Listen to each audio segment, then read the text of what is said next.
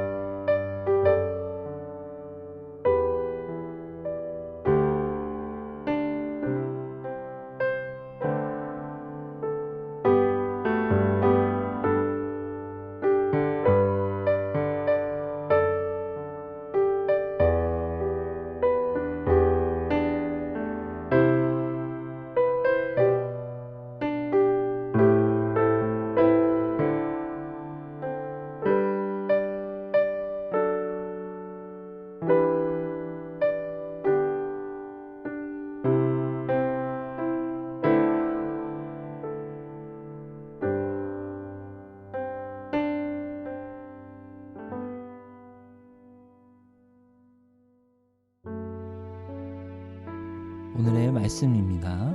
요한복음 7장 37에서 44절 말씀입니다. 명절의 가장 중요한 날인 마지막 날에 예수께서 일어서서 큰 소리로 말씀하셨다. 목마른 사람들은 다 나에게로 와서 마셔라. 나를 믿는 사람은 성경이 말한 바와 같이 그의 배에서 생수가 강물처럼 흘러나올 것이다. 이것은 예수를 믿는 사람이 받게 될 성령을 가리켜서 하신 말씀이다. 예수께서 아직 영광을 받지 않으셨으므로 성령이 아직 사람들에게 오시지 않았다. 이 말씀을 들은 무리 가운데 이 사람은 정말로 그 예언자이다 하고 말하는 사람들도 있고, 이 사람은 그리스도이다 하고 말하는 사람들도 있었다. 그러나 더러는 이렇게 말하였다. 갈릴리에서 그리스도가 날 수 있을까? 성경은 그리스도가 다윗의 후손 가운데서 날 것이요 또 다윗이 살던 마을 베들레헴에서 날 것이라고 말하지 않았는가? 이 무리 가운데 예수 때문에 분열이 일어났다. 그들 가운데서 예수를 잡고자 하는 사람들도 몇 있었으나 아무도 그에게 손을 대지는 못하였다. 아멘.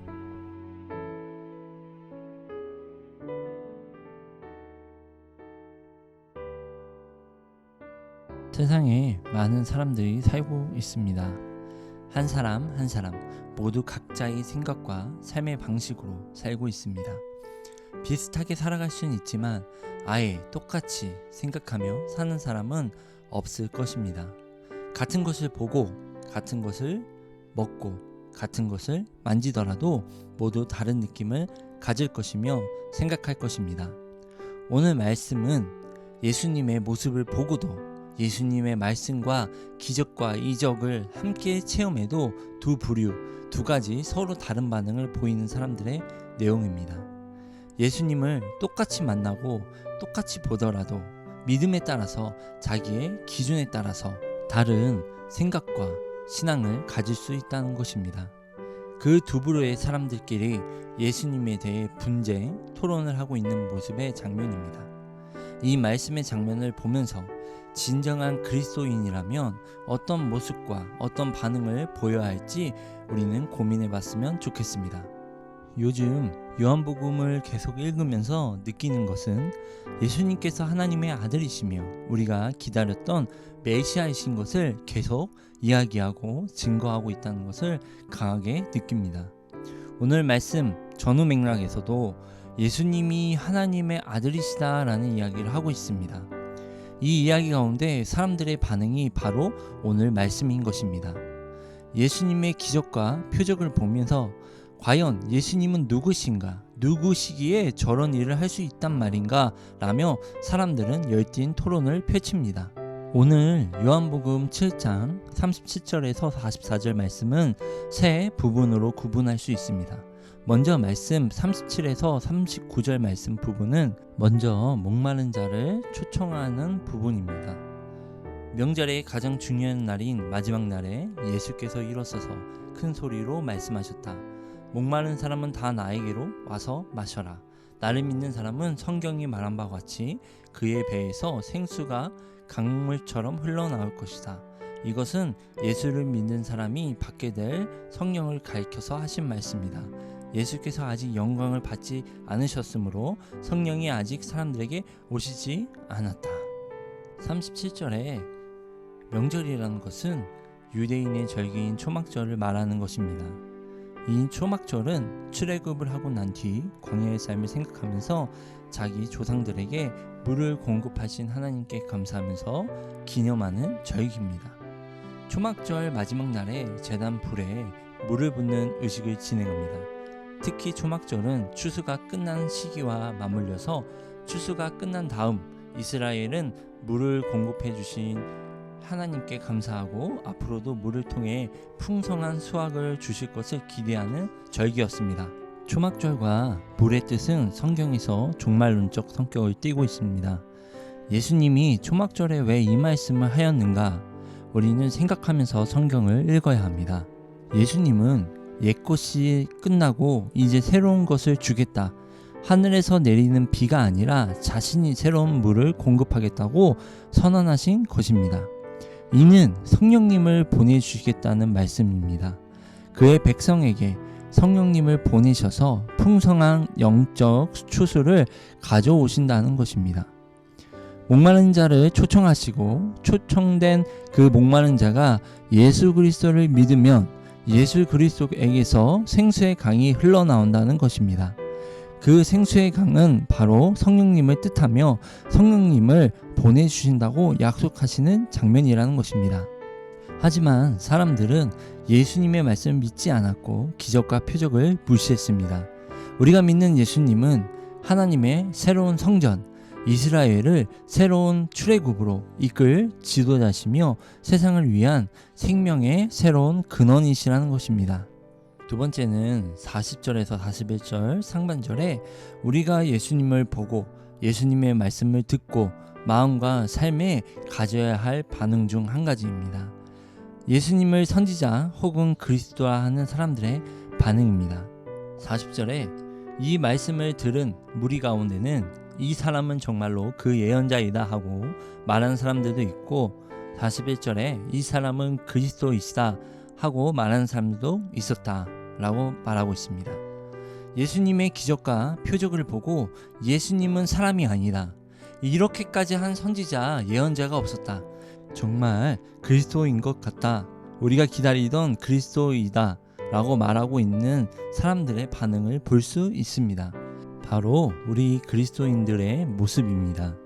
우리가 신앙생활을 할 때 상식도 필요하지만 너무 알고 있는 상식과 지식에 의존하여 예수님을 부인한다면 안 되는 것입니다. 세 번째, 41절 하반절에서 42절에 우리가 가지지 말아야 할 반응으로 예수님은 그리스도가 아니다 라고 하는 사람들의 반응입니다. 41절에 그러나 더러는 이렇게 말하였다. 갈릴리에서 그리스도가 날 수 있을까? 성경은 그리스도가 다윗의 후손 가운데서 날 것이요 또 다윗이 살던 마을 베들레헴에서 날 것이라 말하지 않았는가? 라고 말하고 있습니다. 이 말을 하고 있는 이들은 예수님의 기적과 표적을 보고도 말씀을 듣고도 자기가 가지고 있는 상식과 지식에 기초하여 그리고 환경과 상황에 기초하여 또 자신이 알고 있는 율법에 기초하여 예수님은 그리스도일 리가 없다라고 하는 사람들의 모습입니다.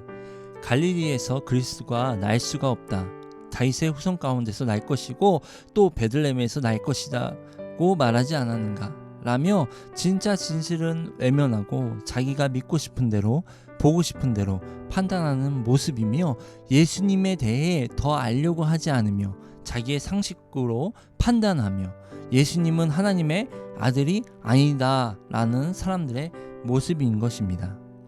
그러면서 43절에 자기들끼리 토론하여 분열이 일어나고 44절에는 예수님을 잡고자 하는 자들도 있었지만 손을 대는 자가 없다고 성경에 기록되어 있습니다. 예수님은 하나님의 아들로서 메시아로서 구원자로서 복음의 메시지를 선포하시지만 사람들의 반응은 천차만별이라는 것입니다.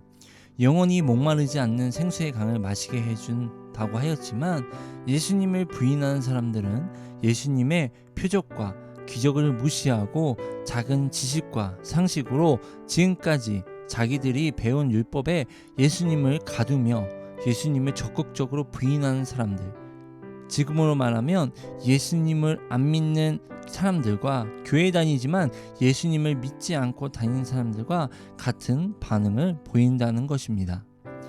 오늘날 예수님은 이미 자기가 하나님의 아들이심을 온 하늘과 땅에 예수님의 영광을 통해서 십자가와 부활과 승천의 사건을 보여주셨고 성경을 통해 증인들을 통해 기록에 남기고 증거를 남겼습니다.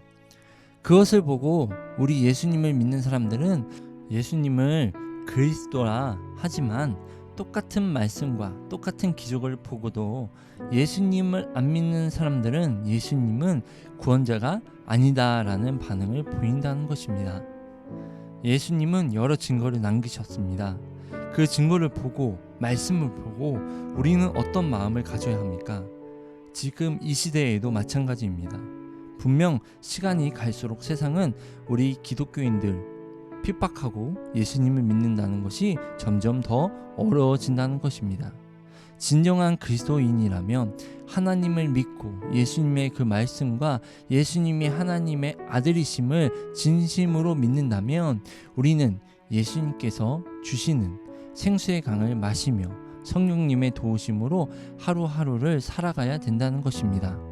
그것이 진정으로 예수님을 믿는 사람들이 보여야 할 반응이고 살아야 할 삶입니다. 예수님은 목마른 자들을 초청하였습니다. 모든 사람들을 초청했지만 사람들은 자기가 생각하고 판단하고 알고 있는 것이 더 중요하여 예수님을 멀리하였습니다. 우리도 예수님이 주신다는 생수의 강을 멀리하지는 않았는지 생각해봐야 합니다. 오늘 이 말씀을 묵상하여 예수님께서 주신다는 생수의 강, 성령님을 마음에 모시고 살아갈 때 우리는 어떤 반응을 보여야 할지, 더 이상 잘못된 지식과 판단이 아닌 예수님께서 원하시는 뜻을 간구하면서 영원한 생명을 얻어 살아가는 성도님들이 되었으면 합니다.